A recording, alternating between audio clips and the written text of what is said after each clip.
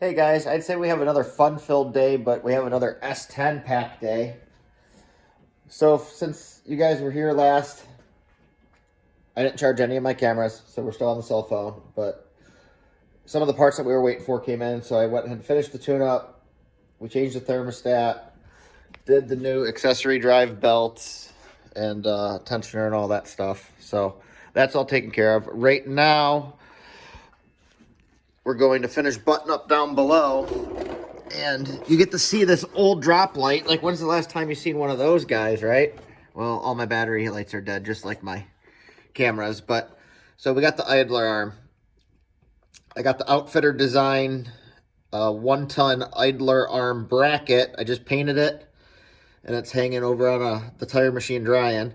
So we're going to get this factory-style idler off, get the bracket bolted up, and get this 1-ton arm on. So it's actually really straightforward. I guess we're going to reuse this bottom hole, and then the bracket kind of sits flat on the hump in the frame here and rolls over this front edge. So what you do is you snug up this bolt and then make sure it's fully seated up, and then you use the bracket itself to locate the 2 half-inch holes you have to drill, and then you reuse the factory hardware on this side. So it ends up being 3 bolts. They supply you a new bolt for this bottom hole we're reusing.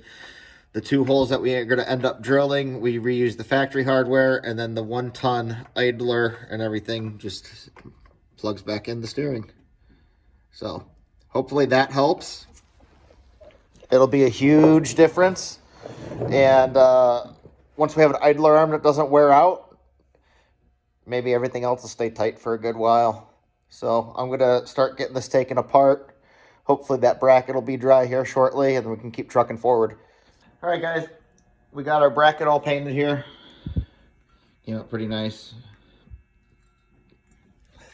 So we're going to get the idler arm and bolted off the frame. I got the nut off that center steering link, but we're going to get it unbolted off the frame and then see if we can get the fork in there to pop it and separate it. And then we can get this bracket mounted up on the frame using that center hole there. And start trying to fit up that 1-ton idler arm. So this is going to be kind of interesting and exciting, I hope. All right, we got some nonsense going on here. I'm going to see if this little tripod will work while we're using the impact. And get some of this stuff set up. Maybe doing a little fishing. We can find the bolts. Yeah, there's one. And the tire's in the way.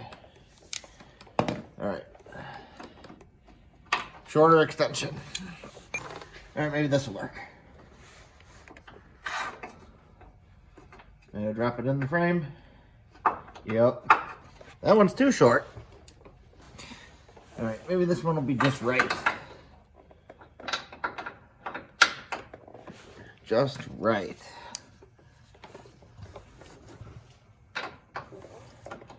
No, not really. Well, I guess we could do this the old-fashioned way. Wasting more time getting up and down for tools than recording anything.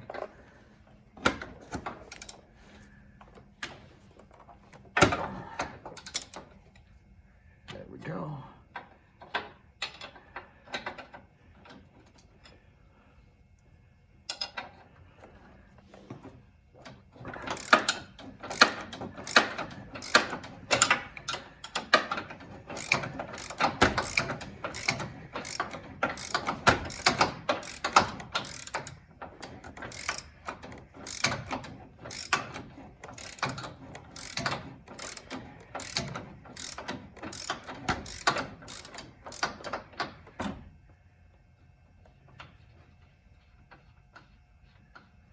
Let's try not to drop the bolt in the frame.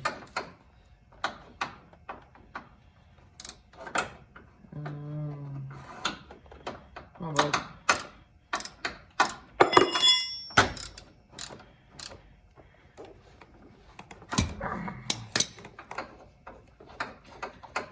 Really want to stuck in there pretty good.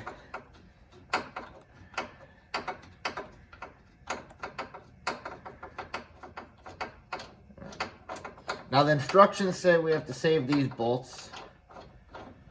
We're going to use them to hold the new bracket on. Where's there's the other hole. We find this one. Yep, right there. Will the impact fit on this one? Yes. Okay. Loud noises. Quick and easy.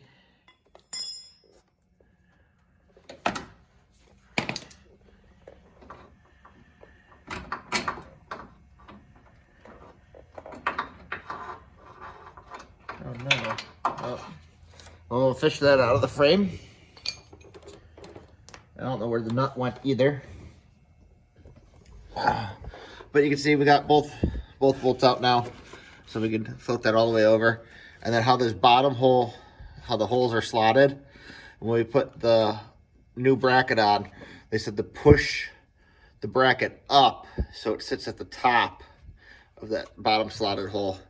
So I'm gonna fish that bolt out of the frame rail, try to find where I dropped the nut, which I'd imagine is right here somewhere, and then we'll get back after it.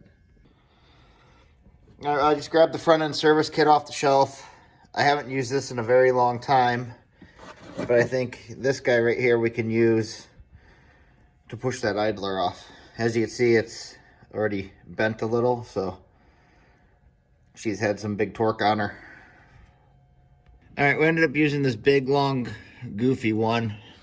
I don't know how good it's gonna work, but we're gonna tap it with the impact and see if something can happen. Hopefully it just pops right off. It was changed recently. Something happened? Yeah, look at that. Oh, she's off. Bam.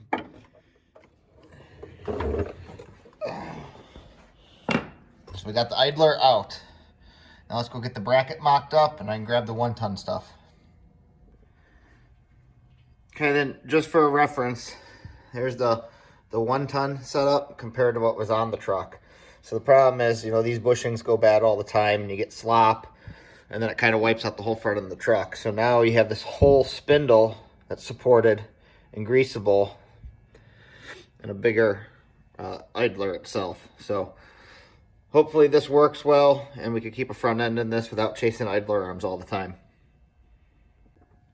And then we'll probably have to move that brake line or do something with it. It's kind of gross. But this bracket just kind of stabs up in there like so, right? And then we reuse the one hole on the lower. I mean, it has to be moved more than this. I got to manipulate the brake line. I might have to manipulate the transmission cooler line. But just to give you an idea, right? So we used the one hole in the center that was there, and then mock everything up, and then we'll drill 1/2-inch holes in the frame using the bracket as a guide, and then that's where we reuse the factory bolts. And then that's it. It's pretty simple, pretty straightforward. So let's see how we can make this happen. All right, guys, we got this mocked up. Nothing's tight, but just to give you guys an idea, it was kind of a pain in the butt trying to fit it all in there, but we got it. So we're ready to tighten everything up, drill our 2 new holes, and this is what it looks like. All sitting in there. So I'll have to try to fix that brake line a little more nicer, and then the tranny lines need a slight tweak out of the way, but you got a 1-ton idler arm set up on an S10. Pretty trick. I dig it. I hope it lasts. Okay, guys, we're pretty much down to the final fitment. So the idler's tight to the bracket. The single bolt on the idler is tight to the frame. It's rotated up like specified in the instructions. All the idler arm nuts are tight.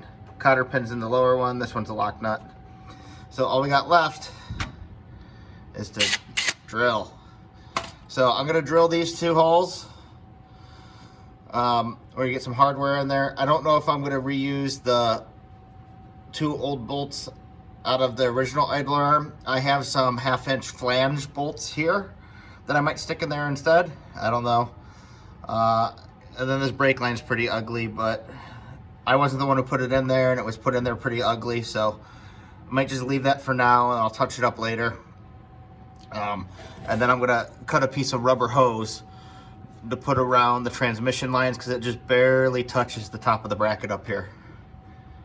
But yeah, there we go. 1 ton idler arm on an S10. This is pretty exciting. Bam! There we have it. 2 new holes in the frame. I'm gonna go dig in the bolt bin. I get those 1/2-inch flange bolts I have. They're actually frame bolts. That's what I used on the dump truck when I put the dump truck together. So that'll be perfect in here. So we'll get those in, get it tightened up, get this greased, and then we'll show you guys the final end result. I'm pretty excited. Well, guys, that was fun. You got to miss a good little bit. I got to take it all apart again. So I started cleaning up all the tools here, and there's a little rubber bushing that goes in between like the center link steering bar and the new idler arm, and it was laying on the ground. So when I was wrestling everything in and out of there, it must have fallen out. And I already tightened everything up, put everything together, put all the tools away, and I'm like, crap. So I had to take it all apart. But we got the end result here. Let me grab the light so you guys can see better. So I got some rubber hose sleeved and tied on the transmission lines. They barely touch, but I don't want any wear problems. So we got that done. And then down here, there's the bracket. All assembled and ready to go. So we got the frame bolts, the hardware, everything's been greased. We got the little smashed rubber bushing up in there now. But yeah, I mean, it's pretty cool. So we got 1 ton suspension parts on our little S10. So hopefully this stuff will last. It's exciting for me, you know, it just goes into the maintenance aspect. And I'm starting to feel like this truck was neglected for a long time. Like today, I just realized the tires are dated from '04. So I'm probably going through it a little more than I need to, or I actually wanted to. But I want it safe and I want it reliable. You know, I got to drive it. So we can get the fan and the fan shrouds back in now. I was waiting to do that till we did that idler. We can put the front skid plate on it, but I got to wait for a nice day to pressure wash those. But it's coming along, you know. This is going to be a pretty nice truck. You know, we got the cheap projectors in there. So hopefully those will work out pretty well. I still got the plastic on them, but you know, really the only thing we got left is I got to figure out what I'm going to do with the front diff. 1, I poked a hole in it. And then 2, the passenger axle seal is leaking pretty good. It's actively dripping here on jack stands because the truck's tilted towards the passenger side a little bit. I'm back and forth about doing a Bravada diff, trying to find an iron diff, finding an iron diff with a Bravada axle. You know, everything gets carried away. But like if I pull the front diff out, right, like I want to make sure it's good and I never have to deal with it again. That's the whole purpose of us putting the ZR2 rear in the truck next, is I never want to have to worry about it again. So it's been pretty good. Getting up on maintenance, getting caught up. Looking forward to driving this baby every day. It's pretty exciting to be back in an S10. So again, thank you guys for coming along for the journey.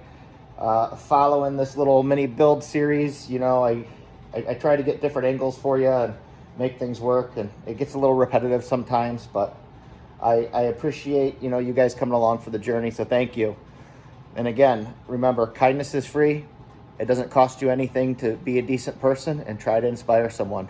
And look how dirty I am out here in the garage working on my stuff, so hopefully I'm inspiring you to get yours done too. Thank you, guys.